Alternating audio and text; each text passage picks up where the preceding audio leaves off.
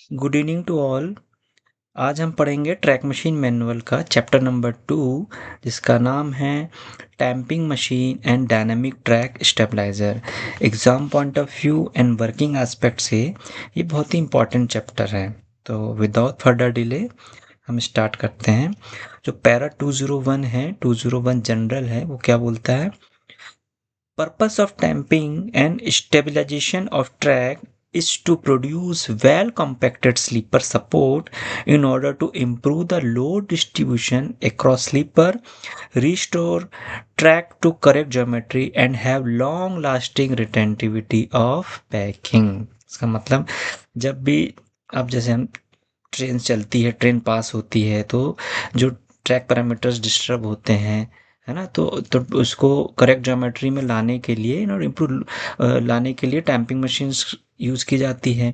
और उस जो टैम्पिंग मशीन के द्वारा जो भी पैरामीटर्स अचीव किए जाते हैं, उसको लॉन्ग टाइम तक रिटेन, मतलब उसकी रिटेंटिविटी बढ़ाने के लिए डायनेमिक ट्रैक स्टेबलाइजर को उसके साथ चलाया जाता है। ठीक है ना, वही इसका कहने का मतलब है। आगे क्या बोला? Tamping machines are used for correcting the track geometry and tamp the ballast, while dynamic track stabilizer, उसको DTS कहा जाता है, is used for better anchoring of the track skeleton in the ballast bed to improve the durability of track geometry under running traffic। ठीक है ना, वही चीज़ वही कहा है कि जो टैम्पिंग मशीन है वो तो क्या है, वो ट्रैक ज्योमेट्री जो चाहिए उसके हिसाब से उसको करेक्ट कर दिया, टैम्पिंग कर दिया। लेकिन जो डीजीएस मशीन होती है, डीजीएस मशीन क्या करती है कि जो भी आपने ट्रैक पैरामीटर्स बनाए हैं, उसको वो लॉन्ग टाइम तक ड्यूरेबल बनाता है। उस ट्रैक ज्योमेट्री जो आपने अचीव किए हैं, जो तो उसको लॉन्ग टाइम तक बनाए। जैसे सपोज किए डायनेमिक डीटीएस जो है वो बहुत ही इंपॉर्टेंट मशीन है। जैसे आप सपोज एक मान लीजिए आपके पास एक कंटेनर है, ठीक है ना, कंटेनर है, उसमें आपने कुछ भी ग्रेन्स डाल दिए, या सपोज घर में यूज़ होता है कि एक बर्तन लिए, आपने उसमें आटा डाल दिए, ठीक है।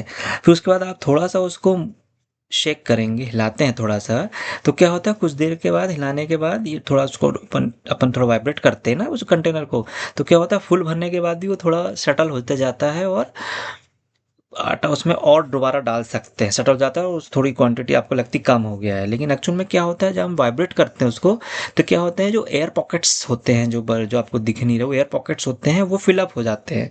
तो फिलअप हो जाते हैं तो उससे डेंस हो जाता है अपना जो ग्रेन्स है, तो हो जाता है। तो सेम चीज़ यहाँ पे वही एप्लीकेबल है कि जो भी डैम्पिंग मशीन ने जो भी ट्रैक ज्योमेट्री, ट्रैक पैरामीटर्स दिए हुए हैं, अगर उस पर हम डीटीएस नहीं चलाएंगे तो ट्रैक पैरामीटर्स आपके डिस्टर्ब हो सकते हैं। लेकिन क्या है, डायनामिक ट्रैक स्टेबलाइजर के वाइब्रेट करती है यूनिफॉर्म रेट से, वो जो वाइब्रेशन से वाइब्रेट करती है, तो जिससे एक आपको जो एयर पॉकेट्स होते हैं बेलास्ट के बीच में, वो एयर पॉकेट्स वो क्लियर करता है एक यूनिफॉर्म वाइब्रेशन और लोड जो प्रेशर वगैरह उसके हिसाब से। तो अब भाई वो हो गया, सेटल हो जाते हैं, एयर पॉकेट्स हट जाएंगे, तो आपको ट्रैक ज्योमेट्री लॉन्ग टाइम के लिए आप उसको रिटर्न कर सकते हैं। तो टैम्पिंग मशीन के पीछे डीटीएस चलाना बहुत ही ज़्यादा ज़रूरी है। वो इन प्रैक्टिस नहीं चल रहा हो या किस प्रैक्टिस में नहीं है, वो बात जो भी है, लेकिन चलाना चाहिए, जिससे कि आपकी टैम्पिंग फ्रीक्वेंसी को आप कम कर सकते हो। दैट मीन्स कि जैसे किसी सेक्शन में आपने मशीन चलाया, ठीक है, मशीन चलाने के बाद में अगर आप टैम्पिंग डीटीएस मशीन उसके पीछे नहीं चलाते हैं, तो वो जल्दी जल्दी वो ट्रैक वो जो वहाँ का जो सेक्शन है जल्दी जल्दी खराब होगा, तो आपको बार बार टैम्पिंग करनी पड़ेगी। लेकिन अगर आपने टैम्पिंग किया उसके पीछे डीटीएस चलाया, तो आपको थोड़ा एक्स्ट्रा समय बाद मतलब करना होगा टैम्पिंग वहाँ पे, मतलब जल्दी खराब नहीं होगा वो सेक्शन। तो इसीलिए डीटीएस का बहुत ही इंपॉर्टेंट रोल है टैम्पिंग मशीन के पीछे, ठीक है ना, और ट्रैक पैरामीटर्स को रिटर्न करने के लिए, ठीक है, और जो ट्रैक ज्योमेट्री आपने किया उसको ड्यूरेबल बनाता है वो। ठीक है, आगे हम अब बात करेंगे टैम्पिंग मशीन्स के बारे में। पैरा 202 टैम्पिंग मशीन्स के बारे में स्टडी करेंगे। Tamping machine measures the existing track parameter and lift it to enable correction of cross level and alignment to achieve target or predetermined parameters values with an aim to improve the track geometry। ठीक है ना, वही टैम्पिंग machine क्या करती है कि जो existing track parameters है उसको मेजर करती है, फिर उस हिसाब से देखती है उसमें कितना लिफ्ट करना है, कितना अलाइनमेंट करना है, उस हिसाब से ट्रैक कि ट्रैक ज्योमेट्री को इम्प्रूव करती है उस हिसाब से, है ना। भाई कितना लिफ्ट करना है, क्या करना है, पहले उसने एग्जिस्टिंग नाप ली और आपको टारगेटेड क्या है। तो जैसे आपको सपोज किसी पॉइंट पे नापा, उसने देखा, जैसे कर्व में हम बात कर रहे हैं कि हमें उस पॉइंट पे चाहिए कि 35 में वर्साइन चाहिए सपोज फॉर एग्जांपल, और वहाँ पे एक्चुअली है 30 ही, तो एग्जिस्टिंग नापा 30 है, तो फिर वो उतना करेक्ट कर ला देगा वो, जो भी आप फीड करा, जो भी आपको टारगेट आपका दिया गया है ना। तो वही कहने का मतलब है। आगे क्या बोलता है, it simultaneously pack the ballast under sleeper using tamping tools fitted on tamping unit to provide well compacted ballast bed। ठीक है ना। भाई आपने लिफ्ट तो कर दिया, ठीक है, लिफ्ट कर दिया, अलाइन कर दिया, लिफ्ट अलाइन करने के बाद में आप उसको छोड़ दोगे तो क्या होगा, वो एयर पॉकेट्स बने हुए हैं, ठीक है, तो आप टैम्प कर दोगे, तो टैम्प कर दोगे तो क्या हो जाएगा, वो बैलास्ट बेड जो कॉम्पैक्टेड हो जाएगा थोड़ा सा। आप क्या करो, टैम्पिंग टूल्स जो होते हैं वो वाइब्रेट करके अंदर पेनिट्रेट होते हैं, तो जो आपने लिफ्ट किया है उस स्लीपर के नीचे जो भी बना हुआ है एयर पॉकेट्स, उसको आप स्क्वीज करके सेटल कर रहे हैं, तो वो वेल कंपैक्टेड ब्लास्ट पैड आप कर दोगे, तो जो भी आपने लिफ्ट किया है, लैंड किया है, तो वो आपका वहाँ पे मिल जाएगा पैरामीटर्स। नहीं तो आप टाइम नहीं करोगे तो लिफ्ट कर दोगे, फिर जैसे ही आपसे ट्रैफिक पास होगा वो फिर बैठ जाएगा ट्रैक, है ना। आगे है, बात करते हैं फंक्शंस क्या होते हैं, the main function tamping machine के मेन फंक्शंस क्या है, ठीक है ना। मेन फंक्शन क्या है, करेक्शन ऑफ अलाइनमेंट, ठीक है, अलाइनमेंट करता है, correction of longitudinal and cross levels, ठीक है, वो भी करता है, और tamping of ballast under the sleeper, sleeper के नीचे बेलास्ट की टैंपिंग करता है। Some of the tamping machine have additional fitment for track ballast stabilisation also, ठीक है ना। तो मतलब ये हुआ कि देखो टैंपिंग मशीन क्या करती है, अलाइनमेंट करती है, जो कि आपका हॉरिजॉन्टल प्लेन में, ठीक है, जैसे सपोज आपको हम बताते हैं,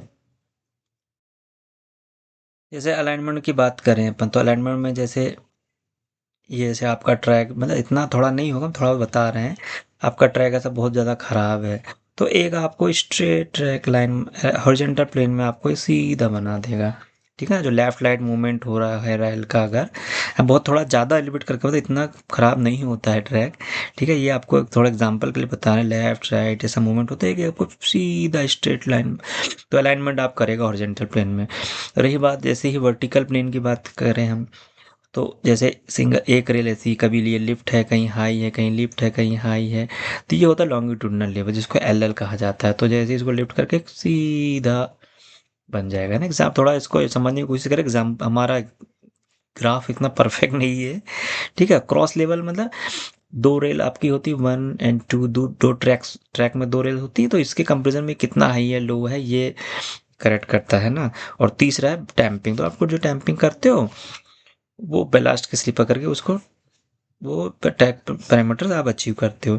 फिर कहा गया है कि जो कुछ टैंपिंग मशीन्स होती है उसमें एडिशनल फिटमेंट होता है कि वो स्टेबिलाईजेशन उसमें यूनिट होता है, मतलब डीटीएस पार्ट होता है, जैसे अपनी डीटी मशीन जो होती है उसमें टैंपिंग मशीन तो करती करती साथ ब साथ क्या करता है, वो स्टेबिलाईजेशन में डीटीएस भी होता है उसमें, ठीक है ना।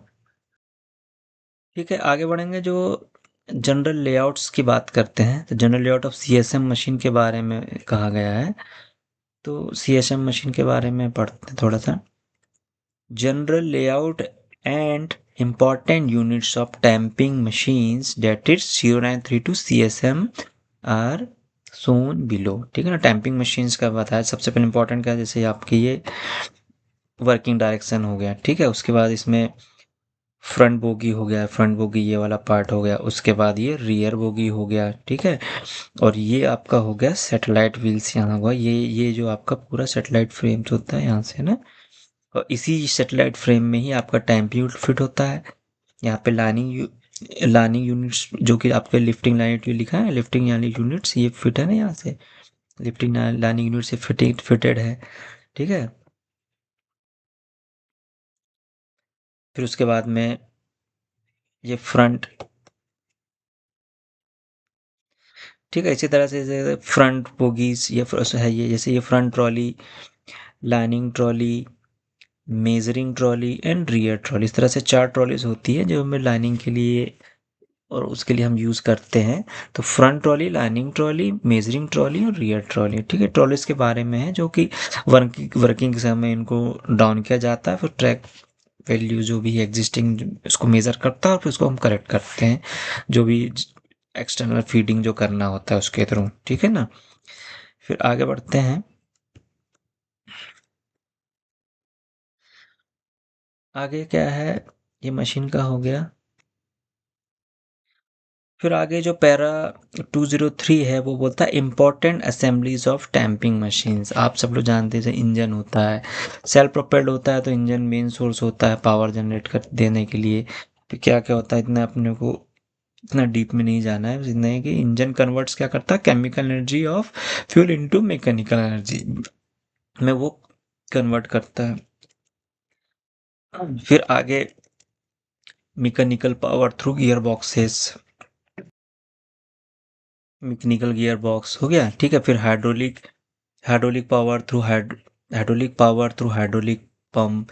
फिर न्यूमेटिक पावर थ्रू कंप्रेसर, है ना। इस तरह से एक गो थ्रू करूंगा मैं, जो सिस्टम में उतना इम्पोर्टेंट नहीं है हमारे लिए, बस इतना पता तो है ही, इतने जैसे कि इलेक्ट्रिकल पावर तो अल्टरनेटर बैटरीज के थ्रू होता है। तो ये तो बेसिक बेसिक कैसे पावर कहाँ से क्या, जैसे कंप्रेसर होगा तो न्यूमेटिक पावर होगा, तो pneumatic power is generated by means of compressor driven by mechanical power, नहीं सब जानते ही हैं इसमें। और फिर ये जो न्यूमेटिक पावर्स होते हैं उसका कहाँ यूज़ होता है, ब्रेक में और लॉकिंग अनलॉकिंग सिस्टम असेंबलीज में, up and down movements of filler rod, operation bogies जो होती है डेटम देने के लिए, हॉर्न बजाने के लिए और कॉर्ड टेंशन लो के लिए यूज़ होता है। कभी कभी आ जाता है कि न्यूमेटिक पावर का यूज़ क्या होता है, हाइड्रोलिक पावर का यूज़ क्या होता है ना, इसमें थोड़ा सा देख सकते हो। इलेक्ट्रिकल पावर सेंसिंग डिवाइस के लिए, बैटरी सोर्स है ना, ये कहाँ से मिलता है, ये सब चीज़ें हैं सिग्नल्स के लिए, जिसे गो थ्रू करेंगे हम। फिर है आगे बोलता है टैंपिंग यूनिट्स, ठीक है ना। टैंपिंग यूनिट्स क्या होता है, two or more independent tamping units are provided in tamping machine, ठीक है ना। भाई दो रेल्स होती है तो अलग अलग रेल के लिए अलग अलग टैंपिंग यूनिट्स होगा टैंप करने के लिए, वन और more for each rail depending on the make and model of tampers. तो क्या है, कुछ मशीन्स में एक रेल के लिए जो एक साइड की बात करें तो एक टेम्प यूनिट्स होता है, किसी में दो होता है। वो डिपेंड्स ऑन जो भी आपका मॉडल है, मशीन का क्या टाइप्स है उसके आधार पे डिपेंड करता है। जैसे टैंपिंग एक्सप्रेस की बात करें तो एक साइड की रेल आप उसको अगर टैंप कर रहे हैं तो उसमें दो बैंक्स होते हैं, ड्यूटी होता है उसमें दो बैंक होते हैं। डोमेटिक की बात करें, सीएसएम की बात करें, एमएफआई की बात करें तो एक एक स्लिप एक साइड की रेल के लिए सिंगल बैंक होता है, ठीक है ना। और दोनों को ला दे, दोनों रेल के लिए बात करें तो दो बैंक होंगे, लेकिन M F I D sorry D T हो गया या फिर आपका टेम्पे एक्सप्रेस हो गया, उसमें चार बैंक होते हैं अगर टोटल की बात करें तो वही सब है। These are mounted on machine frame by means of vertical guide column, और ये जो है वो गाइड कॉलम बहुत उसमें माउंटेड होते हैं। In some of machine tamping units are fitted to the satellite frame, कुछ जिसमें सैटेलाइट वाली मशीन होती है, सी एस एम, टैंपे एक्सप्रेस, डी टी, इसमें सैटेलाइट में फ्रेम में टैंपिंग यूनिट्स माउंट होता है, ठीक है ना।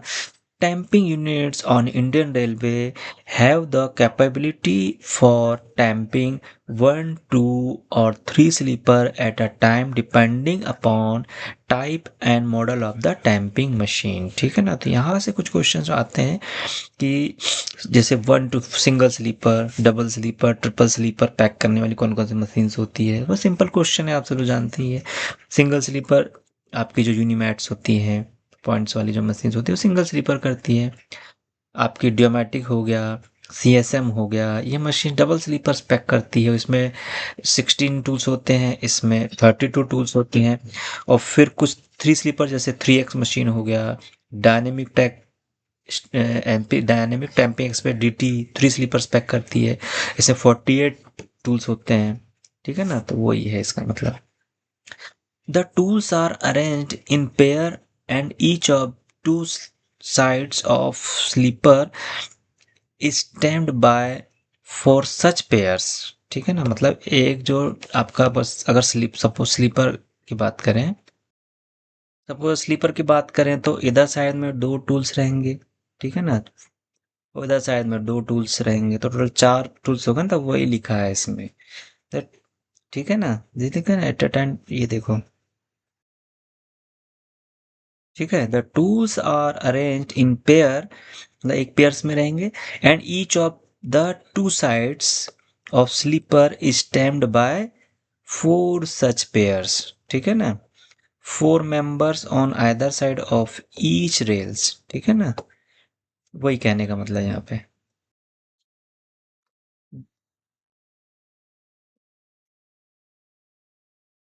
आगे क्या बोलता है, the units are held on horizontal guide columns in order to slide sideways, which allow their manual automatic sentry over the rail in curves.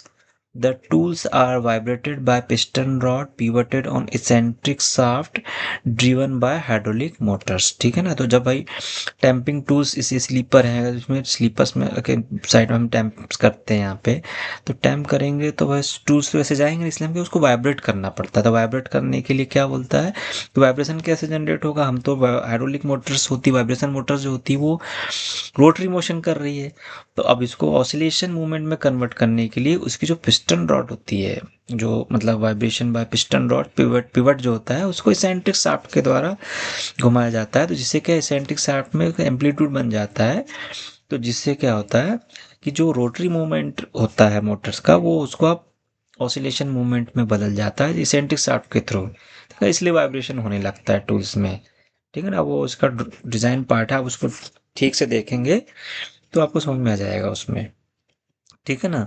A typical layout of tamping unit is different component, its different components are shown in figure 2.2। 2.2 में एक tamping units का एक बताया गया है figure, उसमें कौन सी components कहाँ क्या होते हैं वो दिखाएगा, हम दिखा देते हैं आपको, ठीक है। टैंपिंग ये सब दिखाया है, जैसे एक ये टोटल टैंपिंग बैंक हो गया, ठीक है। 2 नंबर, जैसे 2 नंबर की बात करें, ये एक टैंपिंग बैंक हो गया, ठीक है। फिर उसके बाद ये टैंपिंग बैंक ये हो गया, ये आपकी सेंटर पिन हो गई ये वाली, ठीक है। उसके बाद 3 नंबर बिग स्क्वीजिंग आर्म, ठीक है। 4 नंबर बिग स्क्वीजिंग सिलेंडर हो गया ये वाला, ठीक है। फिर जो है 5 नंबर जो वर्टिकल ये जो है ये दोनों ये गाइड कॉलम्स हो गए। 6 नंबर ऑयल बाथ हो गया, ऑयल बाथ होता है यहाँ पे।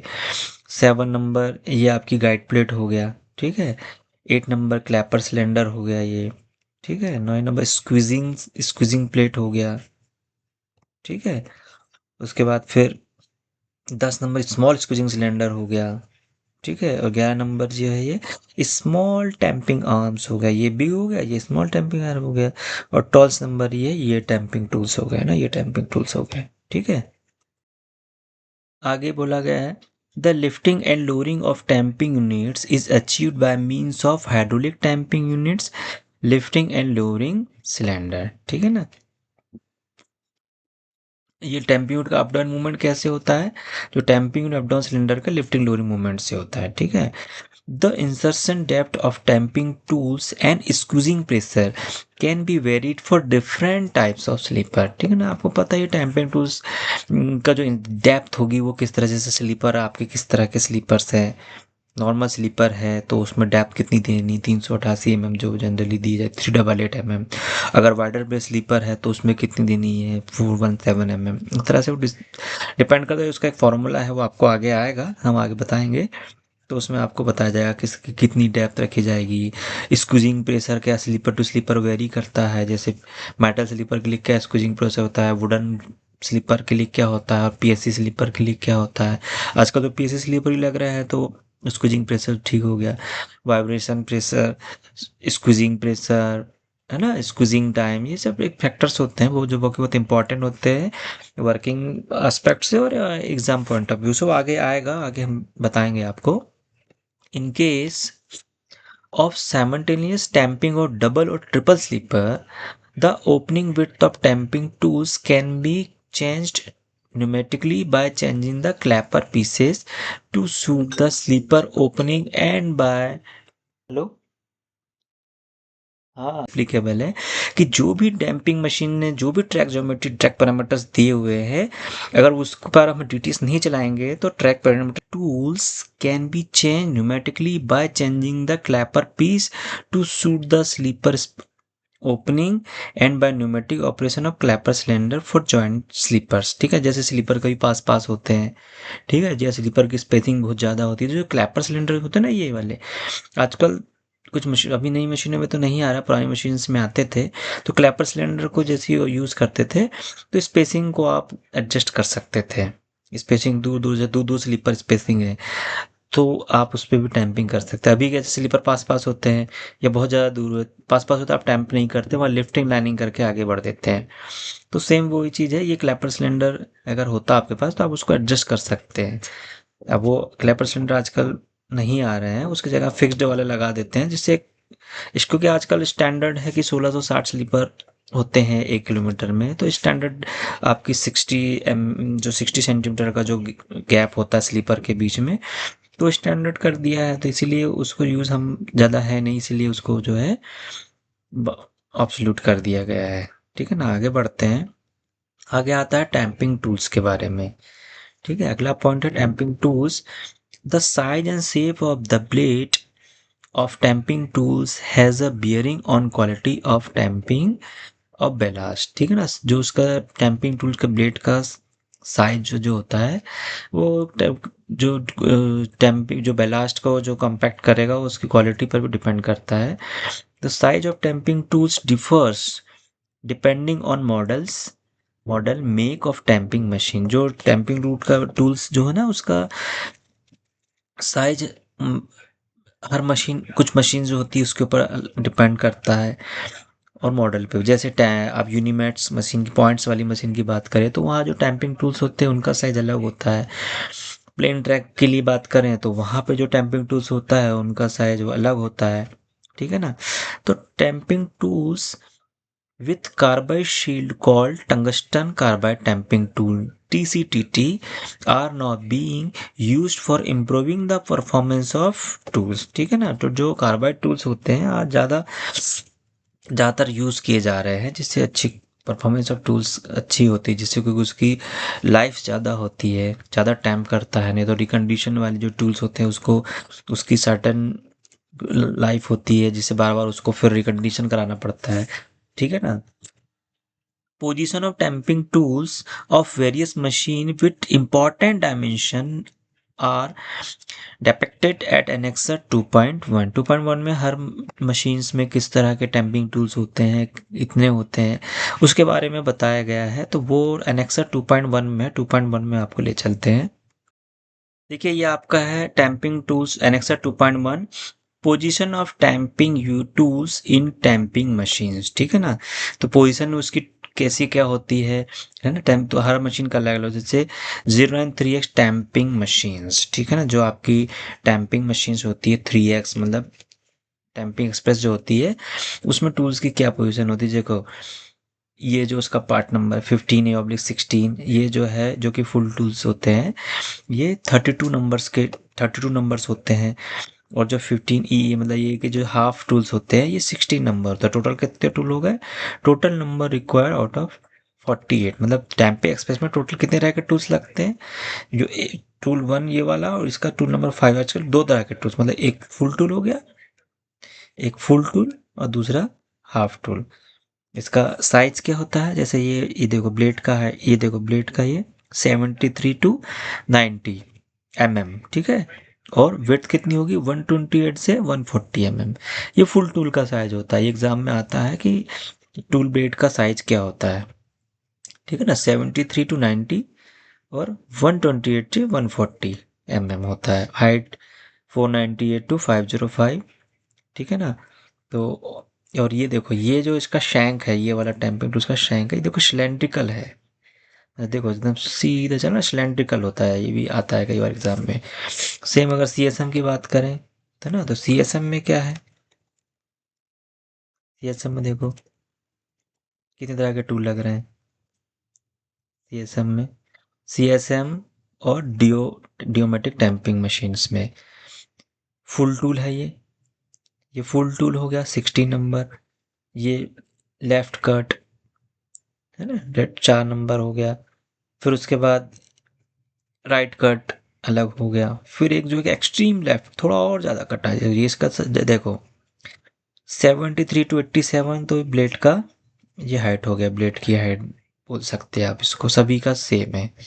ठीक है ना, और विड्थ की बात करेंगे ब्लेड का तो 128 से 140 ये वे फुल टूल का। इसका 108 से 120 लेफ्ट कट, और राइट कट का 108 से 120 होगा। एक एक्सट्रीम ज़्यादा कट होता है 93 टू 112, मतलब इससे भी, जैसे जी आपका कट है ना लेफ्ट कट, इससे भी ज़्यादा कट है ये एकदम एकदम। ये एक्चुअली ये जो आपके स्मॉल स्क्वीजिंग में होते हैं, एकदम जो बैंक रेल के साइड लगते हैं वो, तो ज़्यादा कट करते हैं वो, ज़्यादा मतलब एक्सट्रीम कट होते हैं, तो वो वाला टूल्स लगता है इसमें। तो ये हो गया 93 टू 112 इसकी विड्थ होती है, ठीक है ना। देखो ना, all dimension are in mm। 2 and 4 can be replaced by each other, ठीक है। और ये कहाँ लगेंगे ये बताया गया है कि जैसे रेल है आपका, तो ये बिग स्क्वीजिंग वाला एरिया हो गया, बिग स्क्वीजिंग आर्म में ये लगेंगे 6, 7, 6, 8, ठीक है। स्मॉल स्क्वीजिंग वाले एरिया जो है ये 6, 9, 6, 9 है ना, 6, 9, 6, 9 लगे लेंगे। सिक्स मतलब ये वाला एक ये लगेगा फुल टूल, और एक ही एक्सट्रीम वाला, ठीक है ना, एक्सट्रीम राइट कट जो लगा है इसमें। और बिग स्क्वीजिंग में 6, 8, 7, 6, मतलब ये वाला 6, ये वाला 6, 8, 7, 6, ठीक है। इस तरह से इधर साइड में जो रेल का जो वर्किंग डायरेक्शन के से वर्किंग डायरेक्शन दिया ना, तो ये राइट साइड का हमने बताया आपको। इस तरह से लेफ्ट बैंक का लगाएंगे, कहाँ पे कौन सा टूल, ऐसा नहीं कहीं भी लगा दो, कौन सा टूल कहाँ लगना है वो इस में बताया गया, उसके को फॉलो करते हुए हमें टैंपिंग टूल्स का फिटमेंट करना है। सेम आगे बढ़ते हैं, यूनिमेट 4S मशीन, ठीक है। जैसे आपको टैंपिंग मशीन एक्सप्रेस में बताया था किस तरह के टूल्स लगते थे, दो ही तरह के लगते थे। जो डोमेटिक और CSM में कितने तरह के टूल लग रहे हैं, 1, 2, 3 एंड 4, चार तरह के टैंपिंग टूल्स लग रहे हैं इसमें, ठीक है ना। कितने तरह के टूल्स लग रहे हैं, चार तरह के टूल्स लग रहे हैं इसमें। अब आगे आगे क्या होता है, यूनिमेट मशीन के बारे में बोल रहा है, 4S मशीन। 4S में ये देखिए 76 to 80 हो गया, और इसकी विड्थ देखिए आप 130 to 142 mm, ठीक है ना। यहाँ पे तो मैक्सिमम क्या 108 से 120 mm, यहाँ पे 130 to 142, ठीक है। यहाँ पे देखिए 128 से 140 था फुल का, यहाँ पे 130 to 142, और विड्थ देखिए 76 to 80, ठीक है। इसी तरह से यूनिमेट 2S 3S में दो तरह के टूल्स लगते हैं, 8 8 टोटल 16 लगते हैं, है ना। तो 16 में से 8, ये 8 ही हो गए और 8 ही हो गए, तो 132 142 130 140 सेम है, कोई दिक्कत की बात नहीं है, ठीक है ना। कहाँ पे किस तरह के फिटमेंट करने हैं वो बराबर ड्राइंग के हिसाब से ये लिखो लिखा है, इसके हिसाब से फिटमेंट करना है, ठीक है। इधर से एनेक्सर 2.1 था, ठीक है। चलते आगे अपने कंटेंट में चलते हैं। देखो एनेक्सा 2.1 दिखाया हमने, टैंपिंग टूल्स का साइज क्या होता है, किस मशीन में कितने टैंपिंग टूल्स लगते हैं और कहाँ पे फिटेड होते हैं वो, है ना। तो वो सब अभी हम लोग ने देखा। अब आते हैं आगे, लिफ्टिंग एंड लाइनिंग यूनिट्स, ठीक है ना। Lifting and lining units is positioned in front of tamping, ठीक है ना। टैंपिंग यूनिट्स होती है, उसके सामने लिफ्टिंग एंड लाइनिंग यूनिट लगाया जाता है, ठीक है ना। Unit is carried out using one lifting cylinder with the help of roller clamp और हुक ऑन ईच साइड, ठीक है ना। जो लिफ्टिंग यूनिट्स होगा वो एक लिफ्टिंग सिलेंडर्स के द्वारा अप डाउन रोलर के द्वारा फिक्स्ड होता है, और वो लिफ्ट करता है रेल को। Lining operation start simultaneously with the lifting operation, क्योंकि उसी में लाइनिंग रोलर्स होते हैं, तो वो लिफ्टिंग जैसे तो उसके साथ में लाइनिंग भी वो करता है। As soon as the target value are reached, landing and lifting operation are automatically stopped। जैसे ही आपने जो टारगेटेड वैल्यू दी हुई है, जितनी लिफ्ट करना है, जितना आपको लाइनिंग करना है, जैसे ही वो अचीव हो जाता है तो ऑटोमेटिकली लाइनिंग जो है और लिफ्टिंग जो है स्टॉप हो जाती है। फिर जो है सेटेलाइट यूनिट्स की बात करते हैं, ठीक है। सेटेलाइट यूनिट्स क्या होते हैं, continuous sleeper tamping machine have tamping and lifting cum lining unit provided on the separate unit call satellite unit, है ना। सैटेलाइट यूनिट में टैंपिंग मशीन भी होगी और लिफ्टिंग लाइनिंग यूनिट भी होती है, वो एक सेपरेट यूनिट होती है जिसको सैटेलाइट यूनिट कहते हैं, जो मशीन फ्रेम से अलग होता है ना। Satellite unit is placed on an independent under frame which is mounted on wheel, ठीक है ना, वही कहा गया। It can move independent of the main frame capable of cyclic movement from sleeper to sleeper, ठीक है, वही चीज कहा गया है। नेक्स्ट है ट्रॉलीज की बात करें। These are wheel mounted unit provided with sensing filler used for measurement and correction of track parameters, ठीक है ना। जो ट्रॉलीज होती हैं आपकी, front trolley, lining trolley, measuring trolley, rear trolley, थी तो क्या आपको एग्जिस्टिंग ट्रैक पैरामीटर्स को मेजर करता है और उसके अकॉर्डिंग फिर हम जो है ट्रैक पैरामीटर्स को अचीव करते हैं जो अभी टारगेटेड है आपका। तो वही सेंसिंग फिलर डॉट्स लगी रहती है, उस हिसाब से वो मेजरमेंट करता है, ठीक है ना। Four trolleys are used in tamping machine which are front trolley, lining trolley, height transducer trolley, measuring trolley, rear trolley, ठीक है ना, वही चीज कहा गया है। फिर आता है नेक्स्ट है ब्रेक सिस्टम। कितने तरह के ब्रेक सिस्टम होते हैं वो कहा गया है। ब्रेक सिस्टम जैसे डायरेक्ट ब्रेक बोला है, डायरेक्ट सिस्टम कहता है it is applied only on machine during transit. जैसे मशीन चल रहा है तो डायरेक्ट जो ब्रेक लगाएंगे हम, से वो मशीन जब चल रही है, ड्राइव कर रहे हैं, रोकना है, कुछ करना है हमें, तो डायरेक्ट ब्रेक जो लगाते हैं वो डायरेक्ट ब्रेक हो गया। एक होता है इनडायरेक्ट ब्रेक। देखिए इनडायरेक्ट ब्रेक क्या होता है, this brake is used for application on machine and coupled camping coach और वैगन वाइल रनिंग। जब कैंपिंग कोच और कैंपिंग कोच कपल करके हम चलते हैं उस समय जो ब्रेक लगाया जाता है वो इनडायरेक्ट ब्रेक के थ्रू लगाया जाता है। जैसे अब इनडायरेक्ट ब्रेक को अप्लाई करते हैं तो मशीन में भी ब्रेक लगता है, साथ ब साथ उसके साथ जो भी आप कपल करके जा रहे हैं, जैसे कैंपिंग कोच या वैगन जो भी लिखा है उसके जो कपल करेंगे उस पर भी एक साथ ब्रेक लगता है साथ ही साथ। वो किसके थ्रू लगता है, this brake system is provided in machine with कई वॉल। एक कई वॉल होता है उसके थ्रू ये सिस्टम पूरा चलता है, उसके थ्रू ब्रेक लगता है ना। कई wall is available in all new tamping machine. It works with single piping system, ठीक है ना। जैसे आप ट्रेन वगैरह में देखते हो डबल पाइप सिस्टम होता है, ये जो एफ यू बी पी होता है, लेकिन जो कई वॉल होता है वो सिंगल पाइप सिस्टम होता है, एक ही पाइप लगा रहता है उसमें, उसी के थ्रू जो है डायरेक्ट ब्रेक लगता है कैंपिंग कोचेस में भी, ठीक है ना। फिर आता है emergency brake. This brake is applied on machine during transit alone और कपल्ड विथ कैंपिंग कोच और वैगन ओनली व्हेन कई valve is in on position. It is applied through indirect brake system, ठीक है ना। तो जैसे इमरजेंसी में हमें ब्रेक लगाना है, इमरजेंसी ब्रेक्स होते हैं ना, जैसे ही उसमें जैसे एक लीवर होता है, जैसे ही लीवर को हम ऑपरेट करते हैं सडन आपके सारे आपकी मशीन और जो भी उसका कपल्ड कोचे से वैगन है उसमें ऑटोमेटिक फुल ब्रेक लग जाएगा, ठीक है ना। तो ये इमरजेंसी ब्रेक होता है जिसके लिए इसकी कंडीशन क्या होनी चाहिए, आपका कई वॉल्व ऑन पोजिशन में होना चाहिए, ठीक है ना, वही है इसका मतलब, ठीक है। जैसे अपना जो इमरजेंसी ब्रेक जैसे आपका एसीपी होता है, वो ऐसे भी है जनरली वो पार्ट ऑफ इमरजेंसी ब्रेक ही है, ठीक है। नेक्स्ट आता है safety brake. This brake is applied automatically by switching off hydrodynamic transmission gear, जिसको जेटअप गियर बॉक्स कहते हैं। Normally this should not be used for service brake application, ठीक है ना। मतलब जैसे आपका जो सेफ्टी ब्रेक है वो जैसे आप जेटएफ की ऑपरेट करते हैं, तो जेटएफ की ऑपरेट करते ही आपके जो 3.8 4 मोटा मोटा 4 kg का ब्रेक जो है अपने आप रिलीज हो जाता है। जैसे ही आप जेटएफ की ऑफ करेंगे 4 kg का ब्रेक लग जाता है। तो यहाँ पे फॉर सेफ्टी वजह से आप फुल स्पीड में चल रहे हो और एकदम से आप उसको ऑफ कर दिए तो एकदम वो ब्रेक लग जाएगा, तो वो नहीं करना है। अब क्लियर लिखा गया है कि normally this should not B use for service brake application. Normal service से ब्रेक, नॉर्मल ब्रेकिंग के लिए उसका यूज़ नहीं करना है। वो तो आप जब ब्रेक करेंगे नॉर्मली डायरेक्ट ब्रेक लगाए या फिर कपल्ड करके से डायरेक्ट ब्रेक लगाए, जब आपका आपको प्रॉपर स्लो हो जाए उसका मशीन रोकना है तब आपको सेफ्टी ब्रेक जेडएफ की काट देंगे तो ब्रेक लग जाएगा। मतलब सर्विस ब्रेक में जैसे ब्रेक लगाने के लिए उसका यूज़ नहीं करना है। ब्रेक लगाने के लिए हमारे पास तो डायरेक्ट डायरेक्ट ब्रेक है, डायरेक्ट ब्रेक अगर सिंगल चल रहा है डायरेक्ट ब्रेक, और कपल टूइंग करके चल रहे हैं तो डायरेक्ट ब्रेक है, उसके थ्रू हमको मशीन को कंट्रोल करना है, ब्रेक लगाना है। सेफ्टी ब्रेक के थ्रू नहीं लगाना है, ठीक है ना। नेक्स्ट होता है parking brake.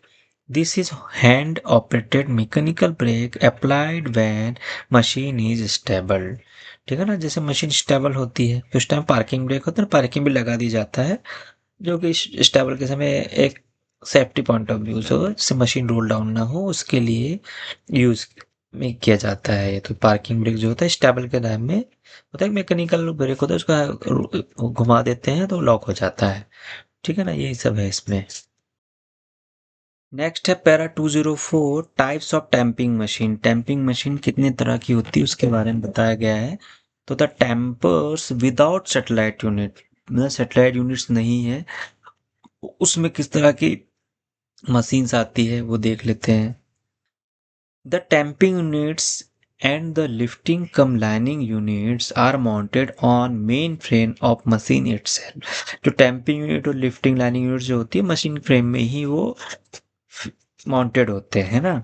The machine moves and stops at every sleeper for lining levelling and tamping, है ना। जैसे ही आपने हर स्लीपर टू स्लीपर आपकी मशीन टैंप करेगी, लिफ्ट करेगी, लाइनिंग करेगी, टैंप करेगी, फिर चलेगी, फिर रुकेगी, फिर लिफ्टिंग लाइनिंग टैंपिंग, ये हर स्लीपर टू स्लीपर मूव करेगी, रुकेगी, stop and proceed, stop proceed, stop proceed, ये चलते रहेगा। One to two sleeper can be tamped simultaneously in one operation. ठीक है ना, वो डिपेंड करता है मशीन, एक स्लीपर पैक करना है, दो स्लीपर पैक करने वाली मशीन है, वो स्लीपर टू स्लीप, वो डिपेंड करता है मशीन के मेड मॉडल के हिसाब से। इसमें कुछ मशीन्स है, जैसे प्लेन ट्रैक टेम्पर्स, डोमेटिक मशीन की बात करें, पता है डोमेटिक मशीन क्या होती है? प्लेन ट्रैक टेम्पर्स करती है। It is plain track tamper and with 32 tamping tools to pack two sleeper at a time. ठीक है ना, मतलब ये प्लेन ट्रैक टैंपिंग करती है डोमेटिक मशीन, उसमें 32 स्लीपर्स होते हैं, ओ सॉरी 32 टैंपिंग टूल्स होते हैं, और एक बार में दो स्लीपर की वो टैंपिंग करती है। ठीक है ना। This machine are also referred to as WST, worksite temper, for purpose of nomenclature। ठीक है ना, इस जो डोमेटिक मशीन को WST वर्कसाइट टेम्पर भी बोला जाता है। ठीक है ना। The name and model of Duomatic tamping machine presently in use on Indian railway and the name of manufacturer are given below. ठीक है ना, तो कौन कौन सी मशीन है? 0832 बोल दिया डोमेटिक, ये प्लाजर इंडिया की है। 0832 ड्यूमेटिक, ये भी प्लाजा इंडिया की है। लेकिन 0832 WST विथ फ्लैट कार, ये मॉस्को रशिया की, मेटेक्स के नाम से बोलते हैं, मेटेक्स बोलते हैं इसको, मॉस्को रशियन, रशियन ड्यूमेटिक है ये। एक VPR होती है, VPR विदाउट फ्लैट कार, तो ये भी रशियन ड्यूमेटिक, VPR जो होती है रशियन ड्यूमेटिक मशीन है ये। ठीक है ना, ये रशियन ड्यूमेटिक, ये प्लाजर की, ये दोनों प्लाजर वाली और दोनों रशियन, WST और VPR, ये है रशियन ड्यूमेटिक मशीन होती है। ठीक है ना, तो important features and dimension of these machine are given in annexure 2.2। 2.2 में एनेक्सर में इसके बारे में ड्यूमेटिक मशीन के डायमेंशंस के बारे में दिया गया है, थोड़ा दिखा देते हैं, जस्ट गो थ्रू करेंगे हम। ये देखो एनेक्सर 2.2 में ड्यूमेटिक एंड WST जो मैटेक्स का है उसके बारे में बताया गया है। जैसे फ्रंट केबिन है, ये वर्किंग डायरेक्शन हो गया, ये लिफ्टिंग एंड लैंडिंग यूनिट्स हो गया, टैंपिंग बैंक्स हो गया, ये वर्किंग केबिन हो गया। ठीक है ना। उसके बाद में बताया गया है कि ये लेंथ कितनी होती है, पूरी मशीन की लेंथ कितनी है, फ्रंट ट्रॉली से लाइनिंग ट्रॉली के बीच की डिस्टेंस कितनी है, लाइनिंग से मेजरिंग की डिस्टेंस कितनी है, मेजरिंग से रियर की डिस्टेंस कितनी है, मशीन की हाइट कितनी है, विड्थ कितनी है, कितना वेटेज है, व्हील डाया क्या है, ये सब इसमें लिखा गया है। ठीक है ना, तो आपको थोड़ा सा आपको ये डिस्टेंस थोड़ी सी पता होनी चाहिए, जैसे फ्रंट टावर्स, जैसे ये फ्रंट बोगी से ये डिस्टेंस कितनी होनी चाहिए। ठीक है ना, कितने टन की मशीन है वो है, क्योंकि आगे आपका ट्रॉली डिस्टेंस के आधार पे ही आप जो है जब आप लाइनिंग का जो कैलकुलेशंस करेंगे ना आप, वो वर्साइन कैसे, मतलब वर्साइन फिट करना है वो कैसे फॉर्मूला से वर्सा वो निकलता है, वो आपका वर्साइन वैल्यूज कैसे आती है, वो आपको आगे कैलकुलेशन में इजी रहेगा समझने में। एन वैल्यू जो होते हैं ना, जो फ्रंट ऑफसेट आप फिट करते हैं तो जो एरर आती है, तो वो सब आपके ट्रॉली डिस्टेंस पे ही डिपेंड करता है। ठीक है ना। सेम ये देखो व्हील डाया 710। ठीक है, ये सब दिया गया है। ये मतलब ए बफर से बफर के बीच की डिस्टेंस ए है ना, तो ए कितना होगा? 23,550 मतलब 23.550 मीटर बोल सकते हैं इसको आप। 23 मीटर, 23.5 मीटर के आसपास होती है। ठीक है। इधर आगे जो मशीन आएगी उसका भी दिखा देते हैं। पॉइंट क्रॉसिंग मशीन की बात करते हैं, यूनिमैट मशीन जो होती है 08275 यूनिमैट मशीन फ्रंट केबिन, उसका भी सेम वही व्हील डाया कितना होता है 730 mm, है ना। ये 4S मशीन होती है, इसका व्हील डाया 920 mm होता है। ठीक है। और वेट एक्सल लोड कितना होगा, एक्सल लोड 19.8। और यूनिमेट 3S का 17.34 टन, और यूनिमेट 2S का 11.5 टन। फिर ये लेंथ 19, 21, 28, इस तरह से ये दिया हुआ है। ठीक है ना। इसी तरह से MFI मशीन के बारे में दिया गया है। MFI मशीन के बारे में देखिए जस्ट, ये क्या है ना, 730 mm व्हील्ड आया, 15.75 टन। ये डिस्टेंस ट्रॉली कहाँ पे क्या है ये सब दिया हुआ है। ठीक है ना। जस्ट जस्ट गो थ्रू करेंगे इससे, हम इतना इम्पोर्टेंट नहीं है हमारे लिए। सेम अब ये CSM मशीन का आया है ना। तो CSM मशीन में 20.67 मीटर टोटल लेंथ हो गया, बफर टू बफर। व्हील्ड आया 730, सेटेलाइट का भी 730, एक्सल लोड 13 टन, है ना। सारे यूनिट्स कहाँ पे क्या यूनिट्स लगे हुए हैं, उनकी डिस्टेंस कितनी क्या है ना, ये सब लिखा हुआ है, तो वो सब आपको देखना है। ठीक है ना। इसी तरह से 093X टैंपिंग एक्सप्रेस मशीन का बताया गया है। ठीक है ना। तो टैंपिंग एक्सप्रेस ये देखो, ये पूरा व्हील्ड आया 8, ये 093X 730 सेटेलाइट का जो है, और मेन व्हील का 850 730, अलग अलग तरह के मॉडल्स होते हैं, उसका सबका व्हील डायल दिखाया गया है अलग अलग मशीन का। ठीक है। इतना ही है इसमें। आप वापस से हम अपने कंटेंट में चलते हैं। क्योंकि ऐसा NXZ 2.2 हमने दिखाया, 2.3 भी दिखाया है, बहुत सारी मशीन्स के बारे में बताया। जैसे यूनिमेट मशीन है जो पॉइंट एंड क्रॉसिंग टेम्पर्स है। जैसे प्लेन ट्रैक टेम्पर्स के लिए यूनिमेटिक मशीन थी, वैसे ही पॉइंट क्रॉसिंग के लिए यूनिमेट मशीन बताया गया है। तो this is primarily a point and crossing tamping machines. Unimat machine क्या होती है, पॉइंट एंड क्रॉसिंग की टैंपिंग मशीन्स होती है। ठीक है ना। Tamping units of these machine is designed in a manner to allow independent operation of individual tamping tools. ठीक है ना। इस तरह डिजाइन किया जाता है टैंपिंग टूल्स जो इंडिविजुअल ऑपरेशंस कर सकें उसमें, इस तरह से उसको डिजाइन किया जाता है, क्योंकि पॉइंट्स में काम करते हैं ना उसमें। This helps in tamping of almost all the sleepers in points and crossing. Tamping tools which infringe and track component can be tilted individually or in pair, and rest of tamping tools tamp and sleepers. ठीक है ना। अगर कोई tools infringe कर रहा है, कुछ हो रहा है, तो उसको आप टूल्स को टिल्ट कर देते हैं। ठीक है ना। टिल्ट कर देते हैं तो इससे वो इन्फ्रिंज नहीं होगा, टैंपिंग कर देंगे फिर अपन उसकी टैम्प जो बेलास्ट रहेगी उसकी। Tamping units is most of these machine can be rotate to align with the sleeper, which are laid at an angle, that is fan shaped layout design। तो भाई पॉइंट्स है, पॉइंट के बाद में एक प्लेन आपकी सीधी मेन लाइन रहेगी, एक लूप लाइन रहेगी। ठीक है। या साइड में कोई लाइन जा रही है, तो वहां पे स्लीपर एकदम स्ट्रेट नहीं, तो कुछ एंगल्स में जो क्रॉसिंग्स होती है आपकी, तो उस हिसाब से टूल्स जो है ना आपको टिल्ट तो हो ही रहे थे, साथ में साथ टूल को थोड़ा स्विंग भी होता है।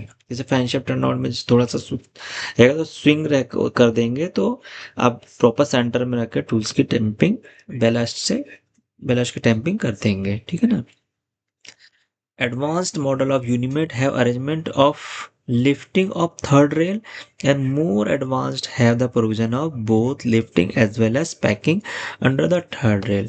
जो कुछ यूनिमेट्स मशीन एडवांस मशीन आ रही है, तो उसमें जो है वो थर्ड रेल की लिफ्टिंग कर देता है, और कुछ मोर एडवांस और उससे ज़्यादा कुछ मशीन है तो थर्ड रेल की लिफ्टिंग भी कर रहा है और थर्ड रेल की पैकिंग भी का प्रोविजन है उसमें। Various models of Unimate machine presently in use Indian Railway with the name of manufacturers. उसमें बारे में बताया गया है कि कौन कौन सी यूनिमेट मशीन इंडियन रेलवेज में वर्क कर रही है, जैसे 08725 यूनिमेट, 2S मशीन हो गया, ये 3S हो गया। इसमें क्या होता है, arrangement only lifting of third third की लिफ्टिंग का अरेंजमेंट है ये। लेकिन यूनिट 4S जो है, सॉरी, यूनिमेट 4S मशीन जो है with arrangement of lifting and packing under the third rail की लिफ्टिंग भी करती है वो, और थर्ड रेल की पैकिंग करती है। ये एग्जाम पॉइंट ऑफ व्यू से ये क्वेश्चन थोड़ा सा इंपॉर्टेंट लग रहा है कि कौन सी यूनिमेट मशीन है जो थर्ड रेल की लिफ्टिंग और पैकिंग दोनों कर सकता है, तो वो यूनिमेट 4S मशीन है। ठीक है, इसके एनेक्सर 2.3 में हमने कुछ फीचर्स डायमेंशंस बताए हुए थे पिछले अभी उसमें। फिर एक होता है मल्टीपर्पज टेम्पर, एमपीटी जिसको बोला जाता है, plain and point and crossing tamper, जो प्लेन टैंक की भी टेम्पिंग करेगा as well as point crossing की, दोनों ट्रैक की, इसलिए मल्टीपर्पज हो गया वो। ठीक है, तो this machine is design for spot attention on plain track as well as point on crossing. तो प्लेन ट्रैक में कहाँ पे करेगा, स्पॉट अटेंशन के लिए यूज किया जाएगा, ऐसे डिजाइन किया जाता है।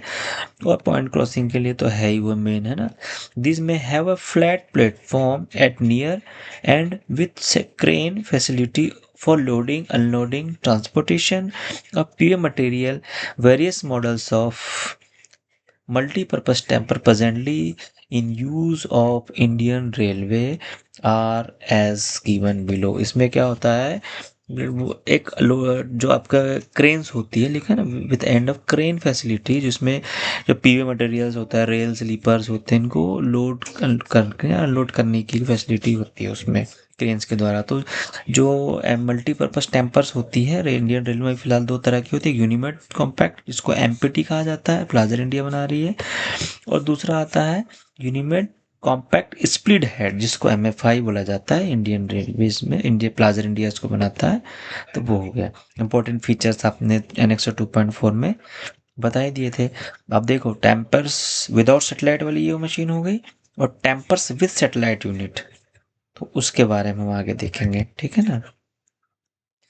तो these machines are provided with the satellite unit which moves independent on mainframe in main machine in working mode. ठीक है ना, जो सैटेलाइट फ्रेम जो होता है वो मशीन फ्रेम से अलग होता है, वो इंडिपेंडेंट मूव होता है।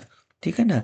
Component require for tamping, aligning and levelling of track are provided in the satellite unit, जो आप पहले पढ़ चुके हैं। While the main machine moves at a uniform speed continuously, the satellite unit moves and stop at every slippers for lining, leveling and tamping। ठीक है ना, machine तो कंटिन्यूस चली ही रही है, सैटेलाइट फ्रेम क्या करता है, टैंपिंग किया, टैंपिंग, लिफ्टिंग, लाइनिंग, स्क्वीजिंग जो भी हो गया उसका, उसके बाद फिर लिफ्ट होगा, फिर आगे चलेगा, फिर वहाँ रुकेगा, फिर टैंपिंग करेगा, फिर आगे चलेगा, फिर टैंपिंग करेगा, रुक रुक के चलता है। लेकिन मशीन फ्रेम जो है कंटिन्यूसली मूव करता है। ठीक है ना। These machine do twist correction also. Different modes of these types of machine can tamp 2 or 3 sleepers in one operation. The machine falls in this category are। ठीक है ना, तो ये टैंपिंग मशीन जो होती है, 2 3 स्लीपर को पैक कर सकती है एट अ टाइम में। उसकी कुछ कैटेगरीज होता है, जैसे 0932 CS जो प्लेन ट्रैक टैंपर्स की मशीन्स होती हैं वो। ठीक है ना। Plain track tempers कहता है, it is plain track temper designed for lining, leveling and twist correction and tamping of sleepers. It has tamping unit with 32 sleeper tamping tools to tamp 2 sleeper at a time. Single cord lining and double cord parallel leveling system are used.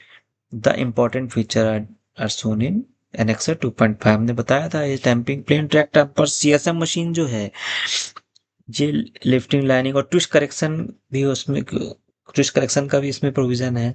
ठीक है। और 32 sleepers होते हैं। At a time 2 sleepers की tamping कर सकती है। और लाइनिंग के लिए single chord lining system use किया जाता है। और लेवलिंग, पैरेलल लेवलिंग के लिए डबल कॉर्ड होते हैं। भाई एक रेल के लिए, एक दो रेल है तो डबल कॉर्ड होते हैं, ठीक है ना। फिर उसी तरह से सैटेलाइट यूनिट्स वाली होती है 093X tamping express plane track के लिए। It is plain track tamper design for lining, levelling, twist correction and tamping of sleeper. It has 48 tamping tools to tamp 3 sleeper at a time. Single cord lining and double cord parallel leveling system are used. The important features shown in Excel 2.6. ठीक है ना। तो ये भी थोड़े important points रहेंगे इसमें भी कि टैंपिंग एक्सप्रेस रहेगा, 48 टैंपिंग टूल्स होंगे इसमें, एट अ टाइम 3 स्लीपर्स करेंगे, लाइनिंग के लिए single chord lining system use किया जाएगा, और लेवलिंग के लिए double chord parallel levelling system use किया जाएगा, ठीक है ना। इस तरह से और मेन फीचर्स अनेक्सर में देख ही लिए हैं। ठीक है, आज के लिए इतना है। फिर नेक्स्ट लेक्चर में हम पढ़ेंगे जो पैरा 205 है, टैंपिंग मैकेनिज्म होगा, उसके बारे में हम नेक्स्ट नेक्स्ट उसमें नेक्स्ट वीडियोस में इसके बारे में स्टडी करेंगे। तो आपसे उम्मीद है, प्लीज़ वीडियो को लाइक और सब्सक्राइब कीजिए और ज़्यादा से ज़्यादा शेयर कीजिए। Thank you very much.